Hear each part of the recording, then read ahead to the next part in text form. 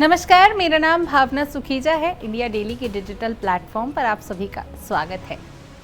America और चीन के बीच चल रहे व्यापारिक युद्ध की तपिश एक बार फिर से महसूस की जा सकती है, लेकिन इस बार अमेरिकी राष्ट्रपति डोनाल्ड ट्रंप ने एक ऐसा कदम उठाया है जिसने कई सवाल खड़े कर दिए हैं।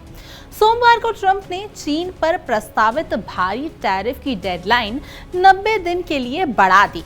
ये दूसरी बार है जब टैरिफ में राहत दी गई है। पर क्या ये राहत वाकई ही राहत है या फिर राजनीतिक मजबूरी है?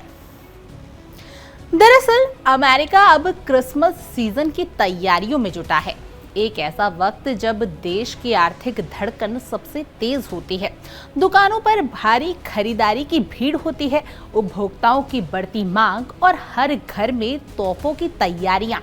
इस पूरे कारोबार माहौल में चीन से आयातित सस्ता सामान एक अहम भूमिका निभाता है। ऐसे में अगर चीन पर 145% तक की भारी टैरिफ लगती है तो इसका सीधा असर अमेरिकी बाजार और उपभोक्ताओं पर पड़ता है।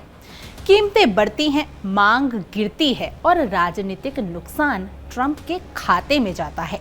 ट्रंप के इस फैसले को सिर्फ आर्थिक नहीं बल्कि चुनावी चरम से भी देखा जा सकता है।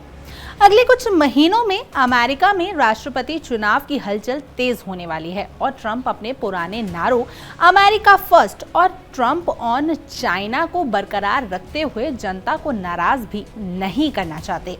ऐसे में टैरिफ टालना शायद एक रणनीतिक संतुलन है।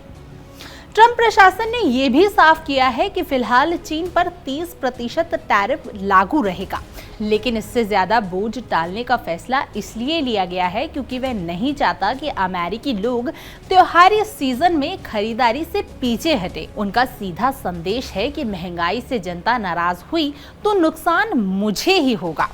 इस टैरिफ डेडलाइन के पीछे एक और अहम पहलू ये भी है कि इससे दोनों देशों को आपसी मतभेद सुलझाने का और वक्त मिल गया है। उम्मीद जताई जा रही है कि साल के अंत तक ट्रंप और जिनपिंग के बीच एक हाई लेवल शिखर वार्ता हो सकती है, जो व्यापार युद्ध को थामने की दिशा में बड़ा कदम साबित हो सकती है।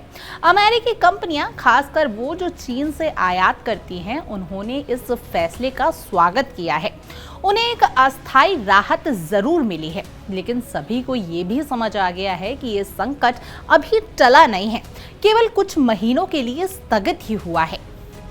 निचोड़ यही है कि ट्रंप का ये कदम जितना आर्थिक रणनीति का हिस्सा है, उतना ही चुनावी गणित से भी जुड़ा हुआ है।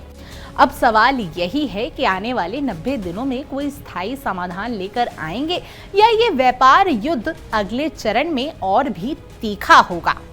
खैर, आपकी ट्रंप के इस डिसीजन पर क्या कुछ राय है, आप हमें कमेंट करें और जरूर बताएं। और ऐसी देश और दुनिया की तमाम खबरों के लिए आप इंडिया डेली को सब्सक्राइब कर लीजिए।